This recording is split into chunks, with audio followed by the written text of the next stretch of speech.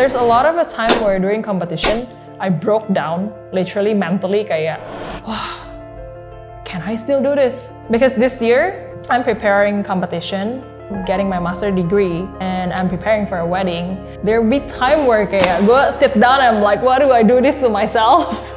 Lu kan perform 15 menit di panggung. Kira-kira lu butuh berapa jam untuk persiapan?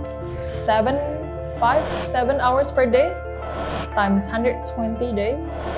That's a lot of hours every day. Sabtu Minggu libur kali. No, I'm here from Monday to Sunday. Tapi kalau dia menang, nggak pakai kopi Indonesia, we're very sure 100% the impact wouldn't be the same as it is today. Miki tuh pengen banget ada orang yang bakal kompetisi di World tapi pakai kopi Indonesia. Tapi dia bukan orang Indonesia. That says something about our coffee. Doakan saya teman-teman. Benteng Takeshi. Sejak Mas Dodi juara di tahun 2011, seingat gue juara IBC selalu cowok. 10 years ago, before it was sanctioned, pernah ada pemenang sekali cewek. That's what I know. That's what I heard. Sebelum sanction. Kemarin kita sempat bahas sih itu. Cowok lebih jago bikin kopi? Sebenarnya bukan jarang cewek menang IBC sih. It's more like cewek jarang ada yang ikut. Kalau dilihat dari 48 peserta atau berapa peserta yang cewek berapa sih? Nggak banyak kan. Jadi in terms of rasionya memang cewek lebih sedikit dibandingin cowok itu sih. Kalau misalnya kayak pesertanya jumlah ceweknya sebanyak kayak sekarang cowok, I'm very sure that we will have a lot of Indonesian female champion.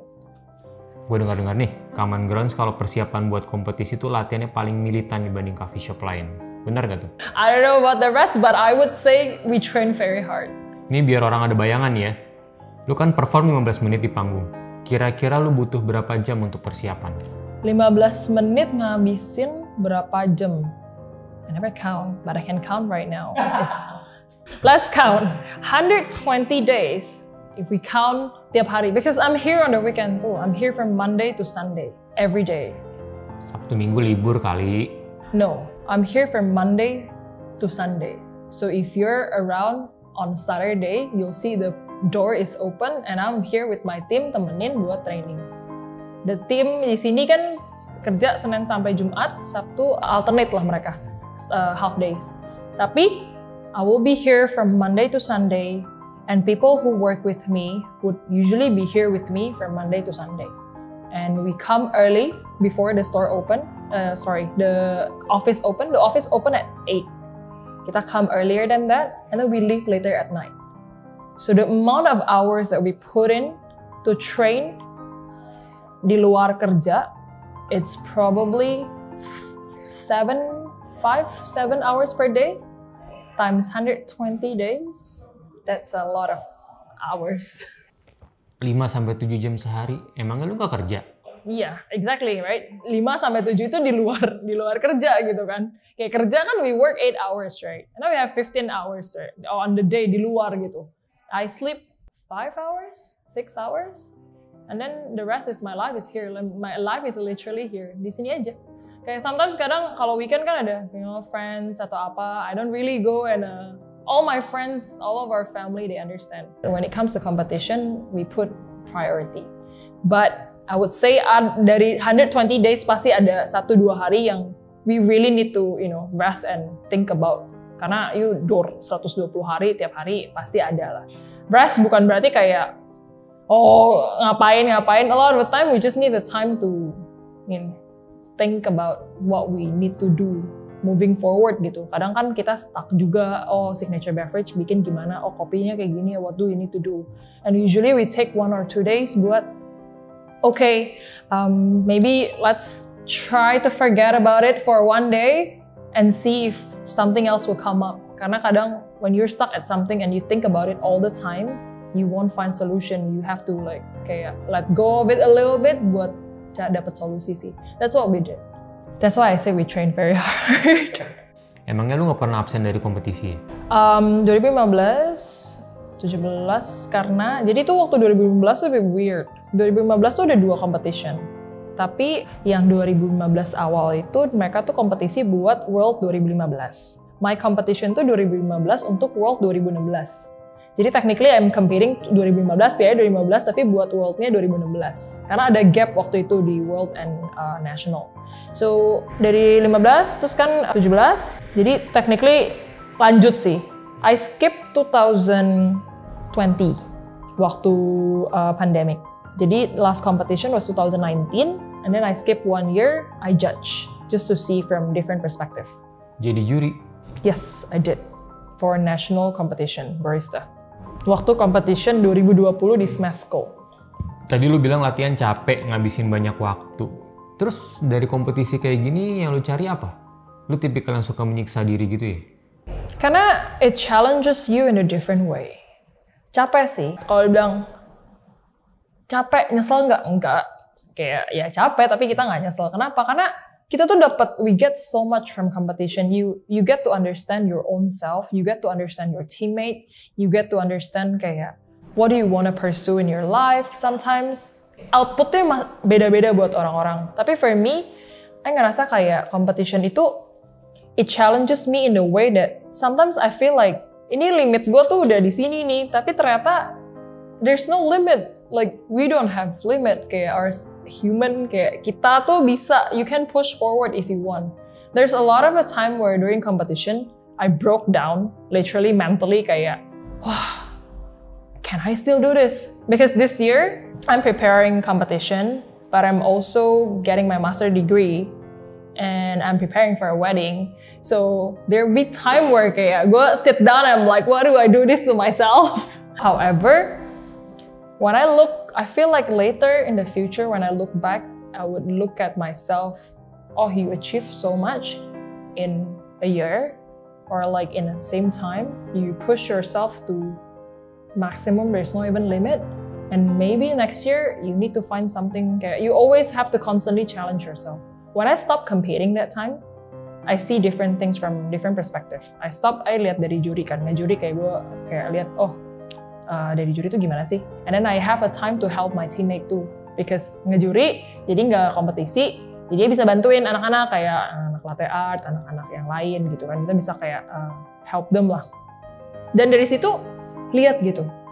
Perspektifnya beda ya, ternyata kalau bantuin orang sama ngejuri, sama kayak coaching, it's very different. Dari situ lihat lagi nih, oh what can I do next? And after I think about it all the time, then I decided to compete again. Tadinya I thought 2019 will be my last. I almost thought that. But then abis lihat perspektif baru, I went back to competition. Untuk persiapan kompetisi gini, si Miki jadi kayak coach lu gitu gak sih?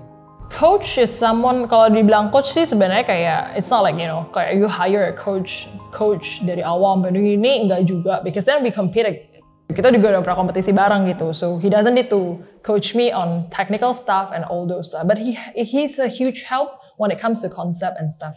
Like I can tell him, hey Miki, I want to talk about this. What do you think? How can we make it into a script? He helps me a lot in terms of that. Kayak misalnya, oh gue udah tahu nih, I want to talk about climate challenges. I want to talk about maybe sustainability, or there's a lot of things that I want to talk about. Tapi how do we translate it into a script? He helped me with that a lot. Dan juga Miki is a very hardcore person when it comes to training and stuff. Maybe kayak a lot of people know already, kayak he likes to challenge himself with things like fasting for 7 days, marathon, cycling to Jogja. He likes to do those things, right? So he's very hard on himself, like when it comes to training super ini. And he's the one who pushes me all the time gitu.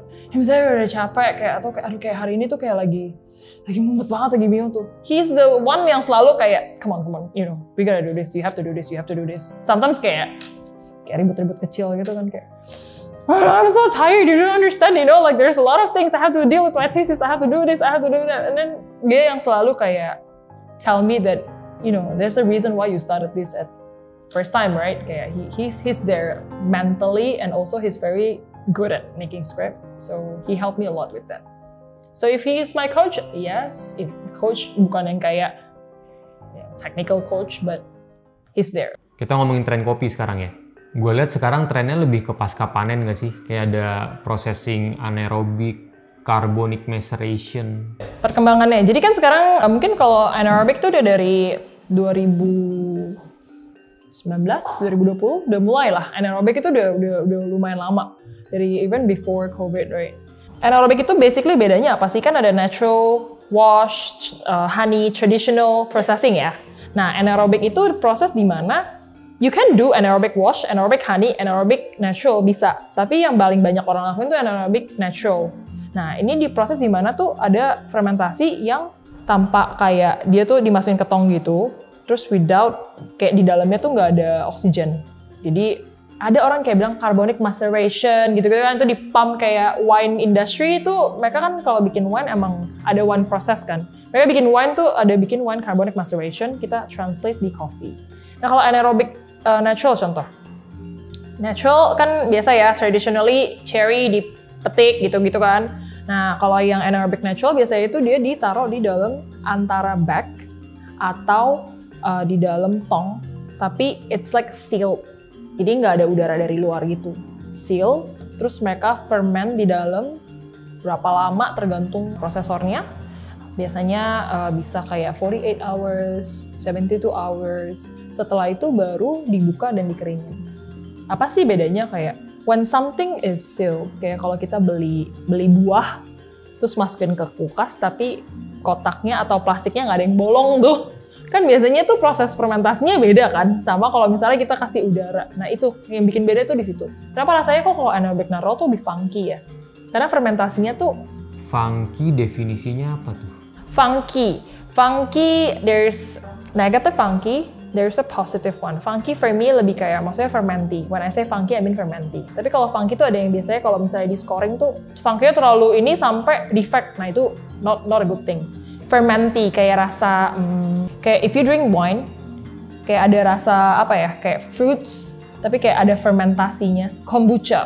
Kombucha is fermenty, right? Oh iya. Kayak gitu kayak. Tapi kalau di kopi tuh kan ada kan ya asam-asam yang kayak gitu sekarang kayak. Jadi kopi-kopi anaerobic natural tuh sekarang ada rasa-rasa yang seperti itu. Kayak bukan rasa kombucha, I'm not saying that, but then fruits-nya lebih berasa. Kayak lebih kayak pisang nih. Atau kayak mangga gitu. Buah-buahnya tuh lebih buah-buah yang tropical, yang benar-benar clear rasanya kayak gitu. Dan untuk coffee, something that is fermenty rasanya kayak berasa nih through fermentasi. It's something new, right? Dan buat orang awam nyobain, kok beneran ya kayak berasa banget gitu buahnya. Dan kadang ada yang kayak when they do it right, bener-bener nih, enggak nih rasanya kayak mangga nih. Even orang awam aja bisa bilang itu rasa mangga. Kalau kopi natural yang dulu kan ada rasa mangga. Mungkin hint lah, kayak nggak ada, tapi nggak terlalu gimana gitu. Nah, kalau yang anaerobic natural itu biasanya rasanya very kayak jelas gitu. Oh, ada rasa pisang nih, nangka. Nah, nangka tuh kan funky, right? Fermenty. Iya kan? Nah, kalau anaerobic nangkanya lebih kenceng lagi gitu. Imagine kayak gitu. Tapi buah-buahannya biasanya yang tropical kayak gitu. Nah, proses anaerobik gini apa bikin biji kopi jadi lebih mahal? Yes, kalau cupping score-nya naik. Ini kan semua orang inovasi proses pasca panen kan biar cupping score naik ya. Kalau bikin anaerobic ini, anaerobic itu, terus cupping score-nya naik, obviously harganya mereka bisa jual lebih tinggi. Sekarang tuh ada lagi proses pasca panen yang contoh di-infuse.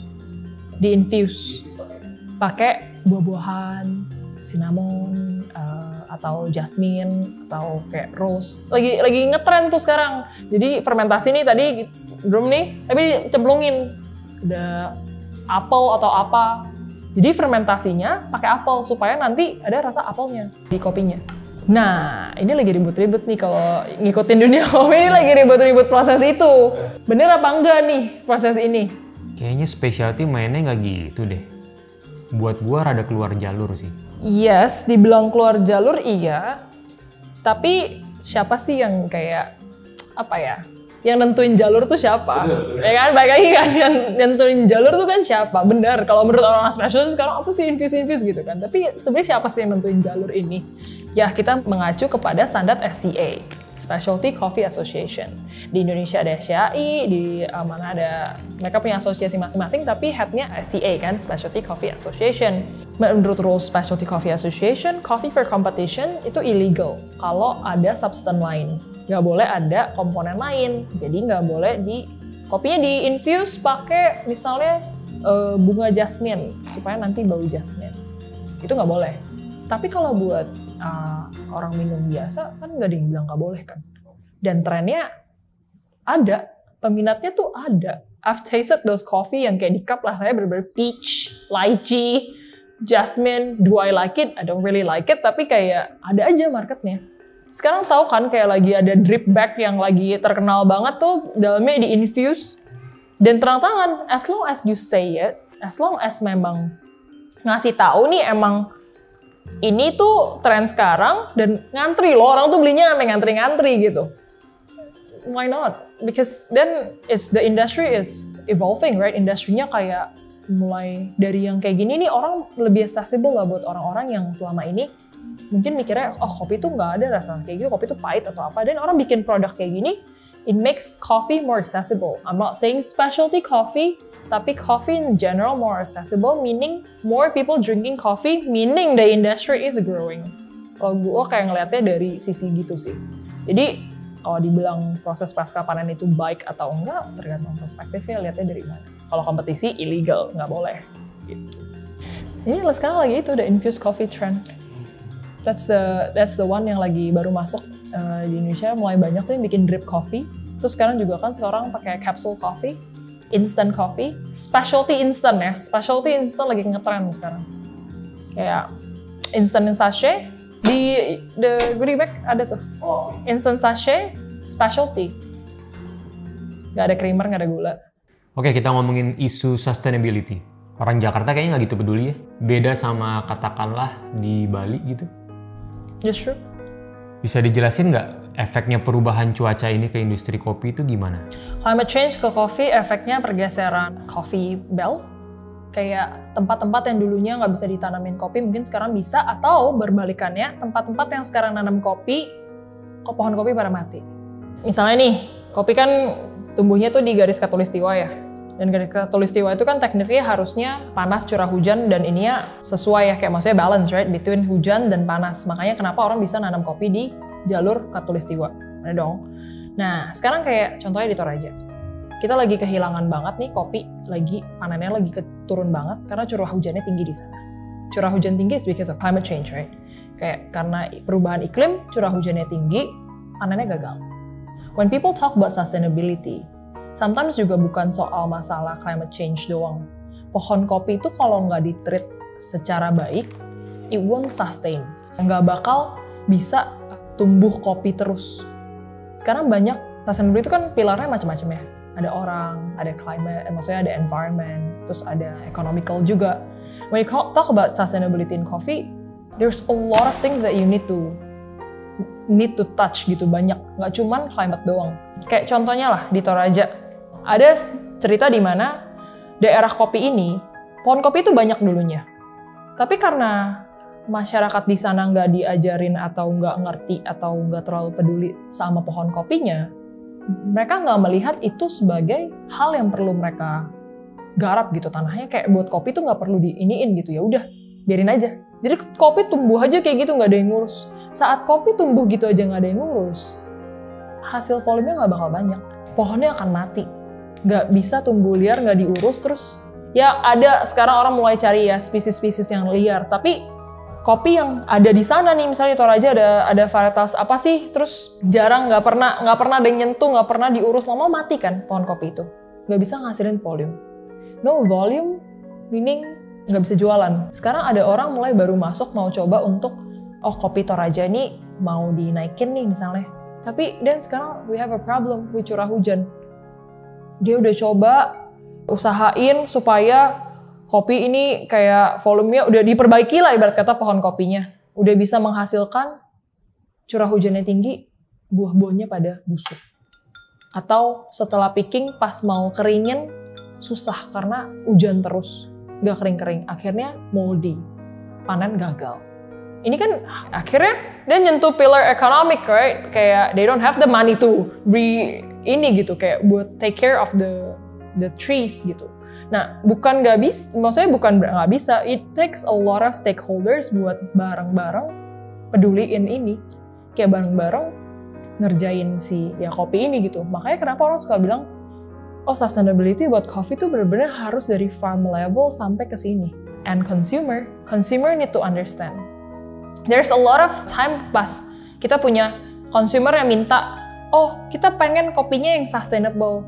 Kita mau kopinya tuh yang ada sertifikat sustainability-nya, ada sertifikat ini. Yang stiker kodok itu bukan sih? Rainforest. Iya, rainforest. However, when it comes to paying more money to be able to help so that they can have a rainforest certificate, gak ada yang mau denger kan? That's why you said di Jakarta mungkin orang gak peduli gitu kan. Lebih karena itu tren. Sustainability itu jadi nge-trend sekarang. Jadi tren, bukan something that you really want to do. Beda kalau kita sebagai orang di industri ini, kita bener-bener nih mau do this sustainability, kita bener-bener mau bersama-sama supaya we have a sustainable industry. Enggak, orang-orang maunya gue nggak tren nih punya coffee sustainable, atau kayak oh packagingnya pakai kertas kan, craft paper nih, jadi sustainable. Padahal dalamnya plastik juga kan craft paper kayak, you know, jadi kayak I think the industry need to be truthful to themselves and tahu apa sih kita tuh sebenarnya mau ngapain, kayak are we actually wanna be sustainable or are we actually cuman pengen ikut tren doang? So people think of our company as a sustainable company. That's a two different thing. It's really two different thing gitu. Lu mau ikut tren doang biar bisa pampangin sustainable, atau lu bener-bener mau sustainable. Sekarang banyaknya orang pengennya pampang tren doang, pengen kayak ya udah gue ikut tren sustainable. Jadi kalau misalkan kita serius mau sustainable, kita harus ngapain? Kalau mau jadi benar-benar sustainable, you have to understand all the stakeholders yang involved nih. Semua nggak bisa beli kopi nawar harga murah, nggak bisa kayak ini tergantung ya nih ya. Kalau from roaster level, that's what we do, right? You nggak bisa press harga. You have to know where your coffee comes from. Misalnya kita beli kopi di Toraja, kita udah tahu harganya emang segitu. Terus kita beli, kita buka nih margin kita segini, kita jual segini.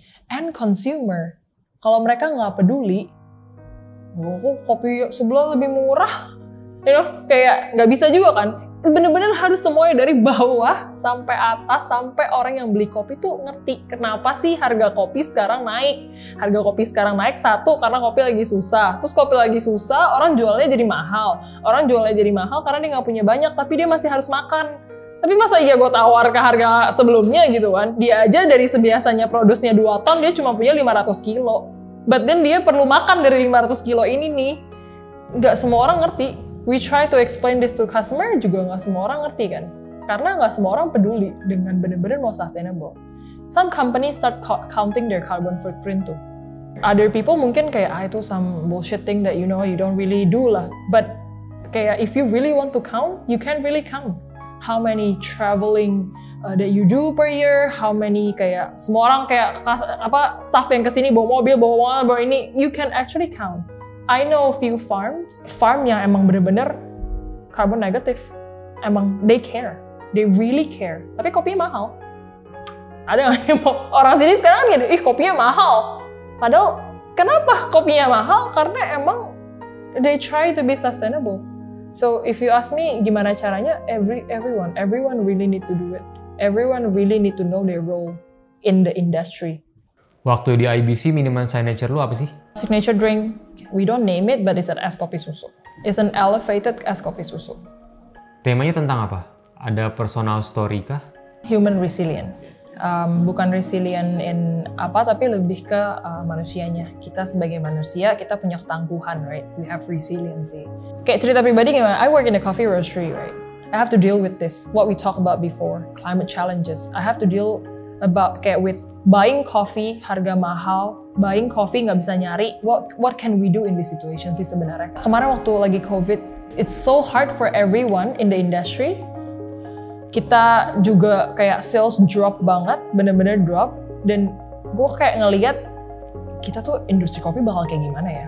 Kopi itu bukan makanan pokok. Kayak bukan hal pokok gitu.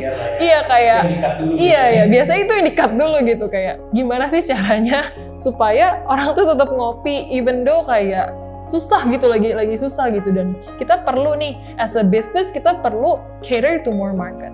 Makanya kenapa in my presentation I look at human, gue ngerasa kayak orang nih kayak kunci segalanya. Kita tuh kayak kuncinya di mana when we want something, when we want to achieve something, kita tuh selalu harus punya that resilient. Kalau lu nggak punya grit, nggak punya strength kayak buat keep pushing forward, you would never be able to get what you want. we take example back to competition. If I never have the strength and being kayak resilient in every single step, there are a lot of things going wrong waktu competition tuh banyak banget. Kayak on my first day, on my second day itu kayak banyak banget masalah-masalah yang terjadi. Tapi resilient, ketangguhan kita sebagai manusia itulah yang bisa ngebantu ke depannya buat kita terus push forward. Capek lah, semua orang kayak mungkin lu kadang-kadang pulang ke rumah capek kerja, and then mikir kerja capek tapi butuh duit juga nih, jadi mesti tetap kerja. And that point where you push yourself, I can do something more, I can challenge myself, I can be, kayak gue punya masalah, gue bisa cari solusinya. Itu tuh it's resilient.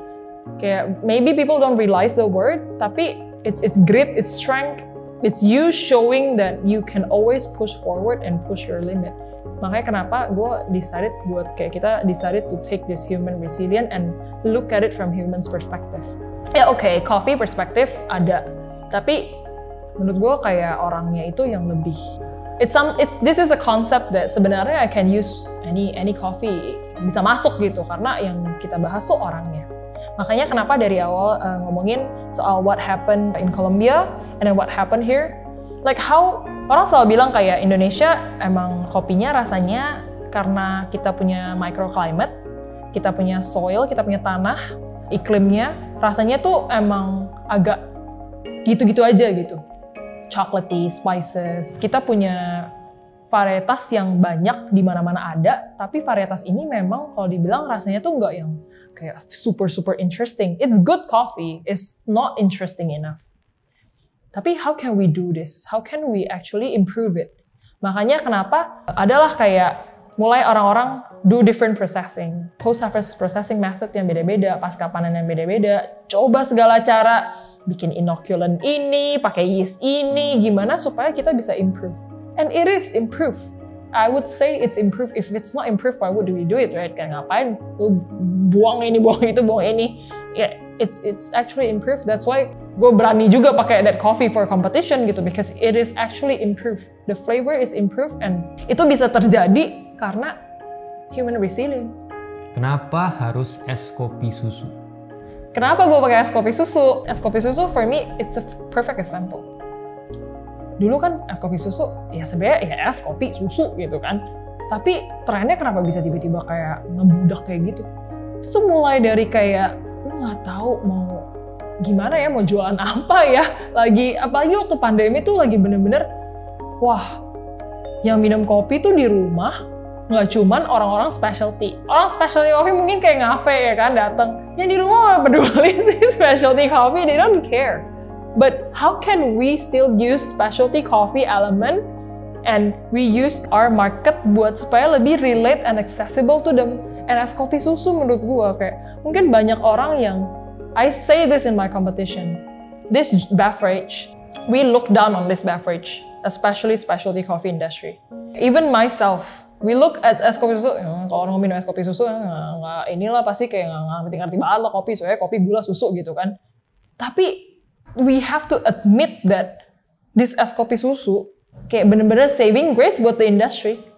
Almost all specialty coffee have es kopi susu, almost, or jual es kopi susu their way. Ice latte, call it apa, it's still es kopi susu their way gitu. You sell specialty, yes, ada yang memang pakai coffee commercial, ada yang still pakai specialty coffee, but it's still es kopi susu karena lebih relatable ke orang yang nggak biasa minum kopi, minum es kopi susu. It's easy, right? It's coffee, it's sweet, they like it. And then from there, kayak I feel like es kopi susu tuh kayak jembatan. Lu pengen ngajak orang ke specialty coffee, tapi ini orang tuh nggak bisa lah. Lu nggak bisa maksa orang yang sebelumnya kayak non-coffee people terus let's go specialty, try this coffee full of flavor of guava and raspberry. Nggak ngerti. Es kopi susu is a bridge for people to go to that side. Orang mulai minum kopi itu es kopi susu, terus pelan-pelan, oh pengen tahu sih other side of coffee itu gimana. And it's a good bridge because it's very accessible that volume-nya tuh gede. Konsumsi kopi di Indonesia tuh jadi gede karena itu. And it's fine if we don't start with super specialty. We just need to get people to drink more coffee kan. Kalau kata Mas Gusti menuju 12 kilo. Baru tahun per orang. Begitu gue tahu lu kompetisi pakai es kopi susu nih, gue langsung mikir, wah nih ya sih ngincer WBC nih, bener nggak? Kenapa? Soalnya es kopi susu is our story, is Indonesian story. But they don't understand, they don't feel what we feel. That's my concern. It's true, menjual. However, in competition, there are a lot of aspect yang I would still bring es kopi susu. I would still use kayak kopi susu. Kayak kenapa tadi gue bilang kayak masih still deciding karena we're trying to figure out a way to explain to them to be more relatable ke mereka. Karena yang berdiri di situ bukan orang Indonesia kan. Obviously they cannot judge me, right? Even though ada judge Indonesia kan nggak boleh ya. Conflict of interest. Yang berdiri di situ orang-orang yang mungkin they don't know kenapa gitu. Tiba-tiba ada tren es kopi susu di Indonesia. Mereka nggak ada di saat itu. Mereka nggak relate. Kita bilang we look down on es kopi susu. They question why you look down on es kopi susu, right? Kayak panjang kan kayak. And I have 15 minutes to explain to them. And that 15 minutes can't be only about es kopi susu gitu. We can explain to our friend, hello. Kayak that's the hardest part of competition, you know. To explain something to someone in 15 minutes. Okay, we have like, I don't know, 1 hour here, I can explain to you what I want to say. However, to explain it in 15 minutes is a huge, huge difference. You have to really pick your sentences, you have to really pick everything that you do so that they understand. And to make them relate to es kopi susu, menurut gue, honestly, it's a bit hard. But we're moving towards tetap pakai di es kopi susu, cuman delivery-nya harus beda. Oke, sekarang kita ngomongin soal kopinya Miki tahun lalu ya. Gue termasuk yang nggak setuju Miki pakai bean lokal. Maksudnya you nggak setuju, kayak lu nggak setuju kalau dia pakai beans lokal semuanya? Atau? Maksudnya di kompetisi ini kan lu boleh bawa biji kopi apa aja nih. Semakin tinggi cupping score kopi yang lu bawa, kemungkinan menang lu semakin tinggi dong. Pendapat lu sendiri gimana waktu itu? For me, about people who think that yang nyebabin Miki kalah is because of the local coffee that he brought. We don't know. We could be right, we could be wrong. Those coffee, he placed number 7. It's very close to number 6, right? We're not talking about kayak menang atau kalah. We discuss about this a lot. Kayak kita ngobrolin ini gitu. Gimana ya kalau misalnya waktu itu sebenarnya menang gitu. Tapi kalau dia menang, nggak pakai kopi Indonesia, we're very sure 100% the impact wouldn't be the same as it is today. He wouldn't be in the Barista magazine talking about how he brought Indonesian coffee to the world stage and place 7. Orang-orang di sana, if you're there, you can feel that everyone is so proud of it and everyone kayak respect how dia berani bawa Indonesian coffee. Because we're not saying that our coffee is bad, but we know where our coffee is in the world. Dan his main goal is so that other people will use our coffee. Other people yang bukan orang Indonesia would want to use our coffee in the world. Because other people use Colombian coffee, Panamanian coffee, Ethiopian coffee. They're not from Ethiopia, they're not from Panama, but then they use other people's coffee, right?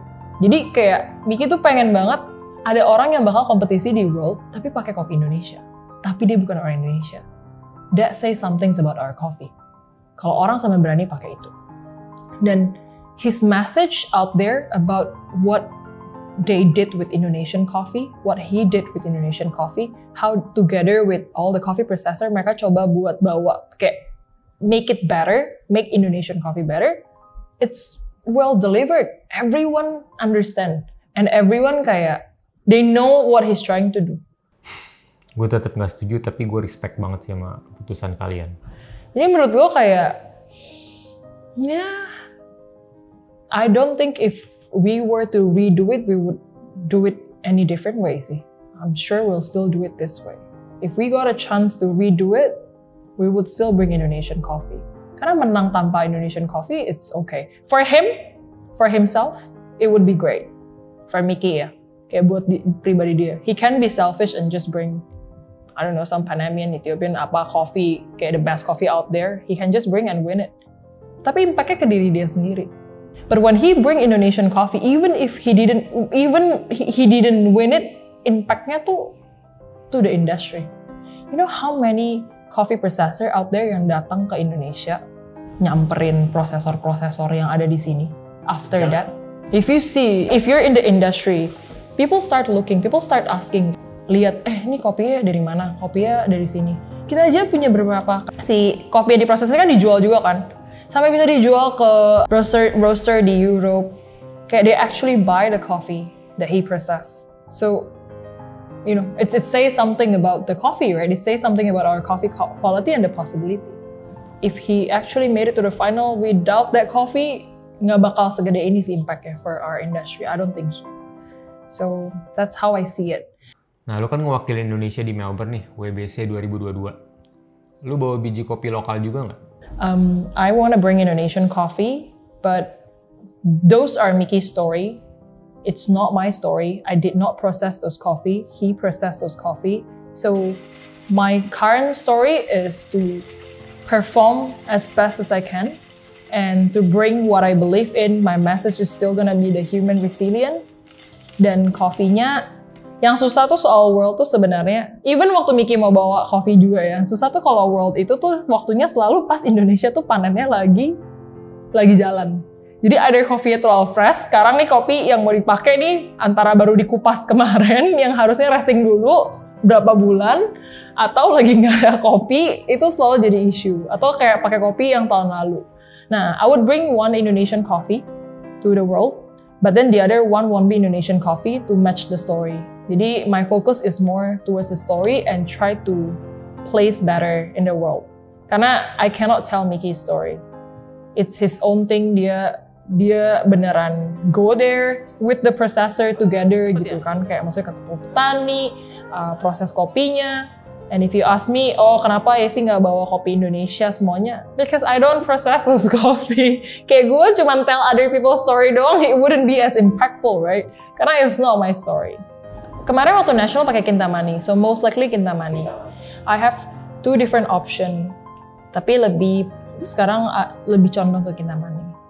Yang proses ini kan SSG Catur Coffee Company juga, ya. Jadi the same coffee that Mickey processed together with the processor, that's the coffee that I will bring. Good luck ya sih. Thank you. Competition tanggal 27, yes. Schedule-nya belum keluar. It could be 27 or 28. Orientation tanggal 26. I'm leaving next week. Doakan saya teman-teman. Benteng Takeshi.